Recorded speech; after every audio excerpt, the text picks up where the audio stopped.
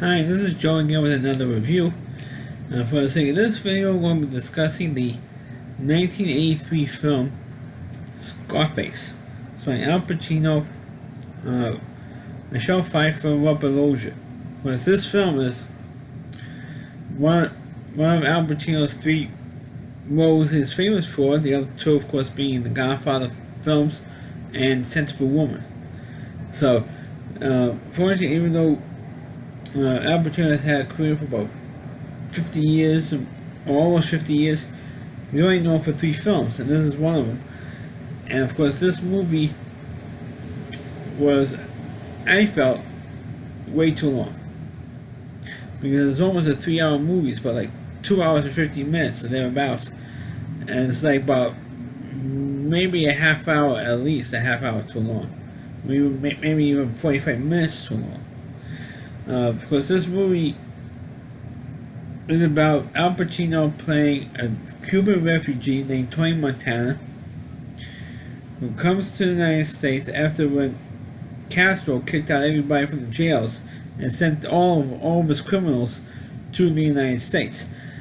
And of course, the opening scene, after we show the opening sequence where you have the boats coming in, the first real dialogue scene is, of course, Tony being interrogated by the FBI and the immigration office and stuff, because they believe that he, like all the other Cubans who have been flying into Florida, that he was a criminal, which of course he was. But naturally, of course, they couldn't really confirm everything. Of course, this was also the scene where you had one of the most infamous exchanges, or one of the most infamous and completely inappropriate question to ask Tony, and that was, of course, how do you get the score on his face? And of course, the guy was questioning was, "Did you get that from eating pussy?" I mean, excuse my language here, folks, for that line. Of course, Tony says, "Why the hell you gotta ask me a question like that for?" And he got mad because he asked a question like that. So he don't get a score.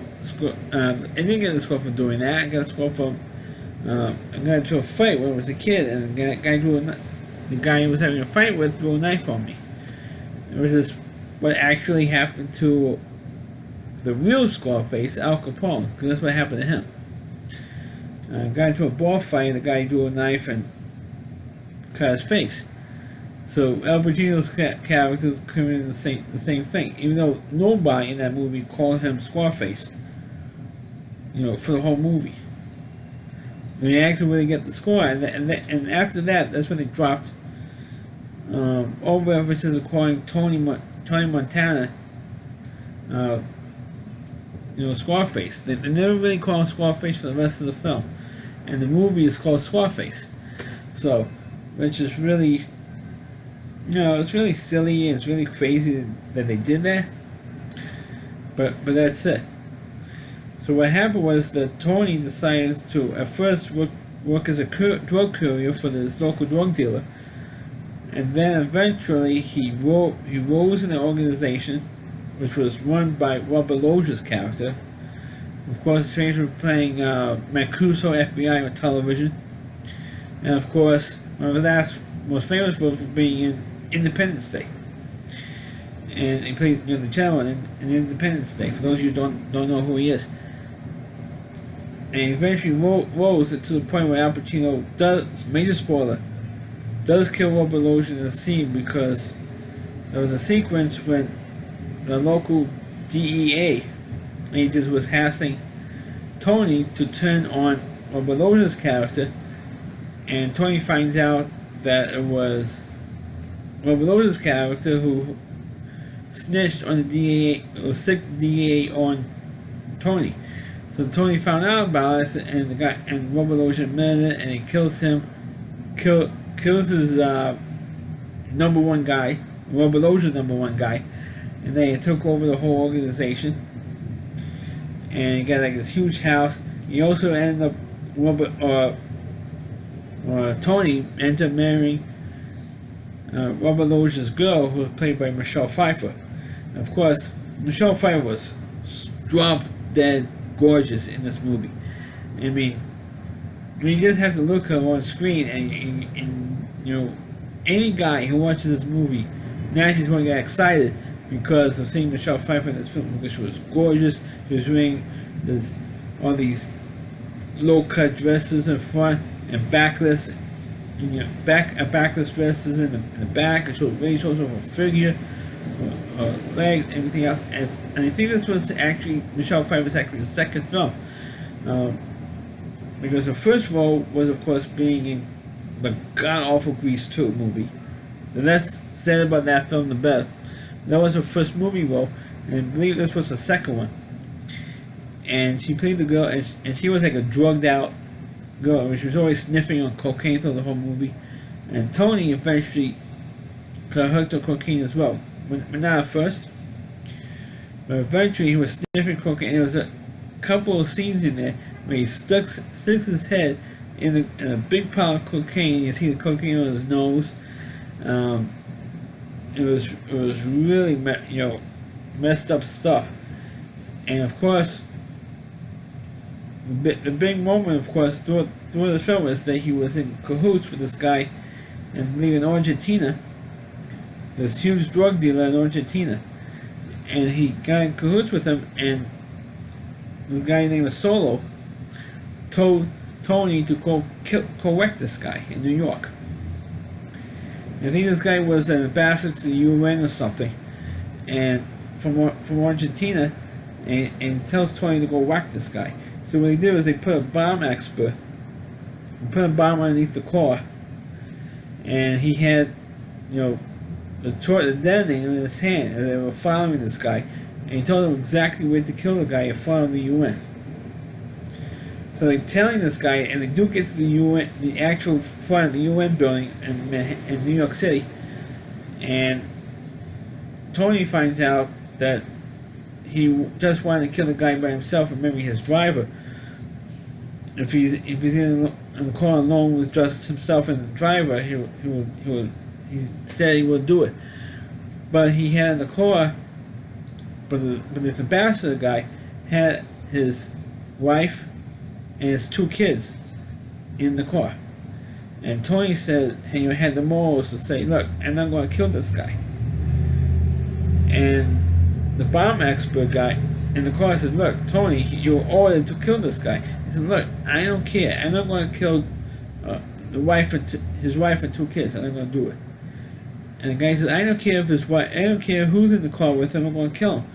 And so Tony pulls out a gun, kills the bomb expert guy, and no one else in the car grabbed the detonator to blow up the car, because they were also afraid that Tony would kill them as well in the car. So that didn't happen, and of course, because that didn't happen, the guy Solo sent a whole bunch of us go like an army to go into Tony's mansion and kill him. And that was like the real big scene in the end. And of course, he finds out, because he has like a closed circuit system in his house. And at first he didn't pay attention that these guys were coming, until he hears gunfire, and then he looks at the camera and says, yeah, guys are gunning for him.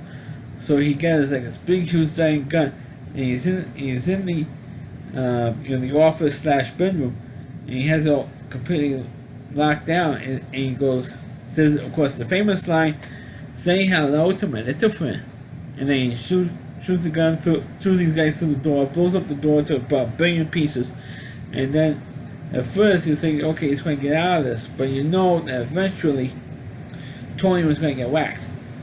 And of course it does happen. He does get shot up quite a bit, and then he falls over the edge into this little like pool / fountain at the bottom, and you see the blood coming out of him, and that's literally how the movie ends. But I should also mention that Mary Elizabeth Mastrantonio is in this movie playing Tony's sister. And of course, in this film, Tony finds out he was looking for his #1 guy, and didn't know what the hell he was, and he finds out that this guy married Tony's sister. And he finds out that thought that he was just having sex with her, and that's it. They know that he married her. And then, of course, the sister, named Gina, told him, "Hey, you just killed my husband. We just got married yesterday, and we're going to tell you. And we're going to tell you as a surprise that we got married." And then, of course, Tony felt all guilty about it, and that's why he went crazy with all the drugs and sniffing all the drugs with the drugs on his nose, and then of course, you had the big fight scene with "Say hello to my little friend." And of course, Gina was so upset they had to, give her some like tranquilizers to put her out. And then she comes in with maybe a rope, and you see her open a little bit. You see her little boobies and a boob shot, but it wasn't completely new because most of her boobs were covered, so we didn't. It was implied that she was nude, but not enough for you to really go nuts over. And she gets killed right away by Solo's guys. And then, of course, I'm going to mention the way it happened. Because this movie was the kind of the scene in the beginning and the line, "Say hello to my little friend" line. And, of course, it has a dubious distinction of saying the F word more times than in any movie up until that point. And Michelle Pfeiffer's character brings it up. Everything with you is F this and F that. What's the matter with you? They brought that up in the movie. How many times he says the F word. But, of course, this movie was, for as long as it is, it didn't really do anything for me except watching one of Al Pacino's infamous roles. So that's my review of the movie Scarface. Please click on the video, please rate it, feel free to comment on it. Please subscribe to my channel, and please forward this video to your Facebook pages. You can check out all my reviews on my YouTube channel, RowdyC.com, that's all WDY, and that's C.com, that's the homepage of Rowdy Reviewer. Please see more, and please check out all of his videos on his website. Thanks for watching. Catch you next time.